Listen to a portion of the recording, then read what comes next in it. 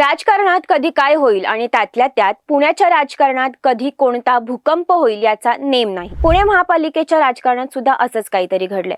उमेदवारी अर्ज भरण्याच्या प्रक्रियेत असाच एक धक्कादायक प्रकार सुद्धा घडलाय। अर्ज भरण्याच्या काही मिनिट आधी भाजपचे माजी नगरसेवक प्रकाश ढोरे यांना पक्ष बदलण्याचा मोठा निर्णय घ्यावा लागला। ही लढाई आता केवळ एका पक्ष बदलण्याची उरलेली नाहीये, कारण त्यांच्या समोर उभं ठाकलंय महायुतीचं एक तगडं आव्हान।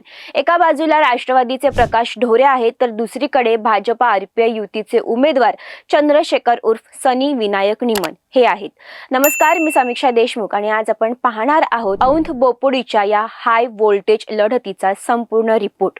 प्रकाश ढोरे खानदानी वारसा आणि जनसेवा या संघर्षाची सुरुवात झाली ती प्रभाग क्रमांक 8 पासून। प्रकाश ढोरे यांची ओळख एक निष्ठावान आणि संघर्ष करणारा कार्यकर्ता अशी आहे।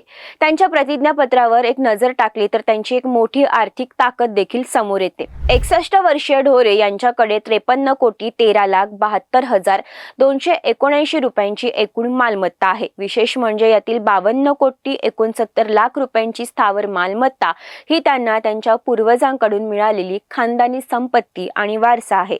9वी पर्यंत शिक्षण झालेले असतानाही त्यांनी आपल्या पूर्वजांची ही परंपरा समर्थपणे जपली आहे। त्यांच्या कामाबद्दल बोलायचं झालं तर 2017 मध्ये भाजपच्या तिकिटावर निवडून आलेल्या ढोरे यांना यावेळी शेवटच्या क्षणी पक्षाने AB फॉर्म मागे घ्यायला लावला। 11 वर्ष पक्षासाठी घाम गाळल्यानंतर अशा प्रकारे वाऱ्यावर सोडल्याने ते दुखावले गेले आणि कार्यकर्त्यांच्या आग्रहाखातर त्यांनी राष्ट्रवादीत प्रवेश केला। त्यांनी लोकांसाठी भरपूर कामं केली आहेत। कोरोना काळात स्वतः पॉझिटिव्ह असूनही त्यांनी केलेली जनसेवा आणि 95,000 मतदारांशी असलेला त्यांचा थेट संपर्क हीच त्यांची सर्वात मोठी जमेची बाजू आहे। आता आपण सनी निमन यांच्याबद्दल पाहूयात।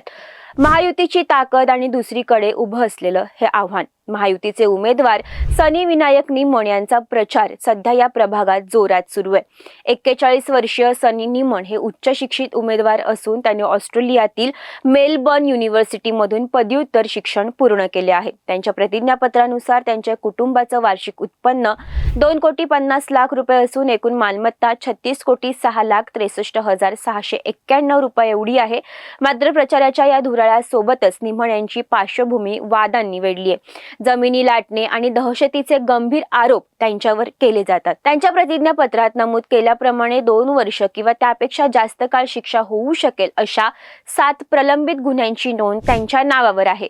विशेषतः निवृत्त ब्रिगेडियर श्री देशमुख यांच्या जमिनीच्या वादामुळे हे प्रकरण राज्यभर गाजलं होतं।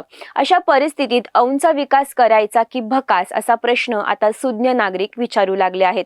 अंतिम कौल कुणाचा? आता ही लढाई पूर्णपणे औंध बोपोडीच्या जनतेच्या हातात आहे।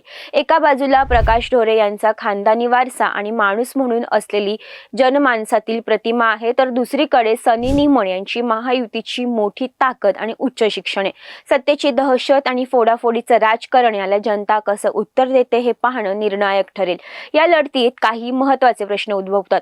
प्रकाश ढोरे यांच्यावर झालेल्या अन्यायाचा बदला मतदार बॅलेट बॉक्समधून घेणार का? प्रलंबित गुन्ह्यांचे सावट असूनही सनी निमन यांना महायुतीची ताकद तारणार का?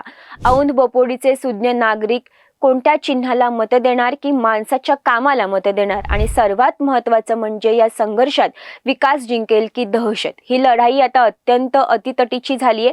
या दोघांच्या लढतीत जनता कोणाच्या पारड्यात मत टाकते हे लवकरच स्पष्ट होईल। तुम्हाला काय वाटतं? या प्रभागाचा निकाल काय लागेल? तुमच्या प्रतिक्रिया आम्हाला कमेंट्समध्ये नक्की कळवा आणि अशाच माहितीसाठी पाहत रहा TOD मराठी।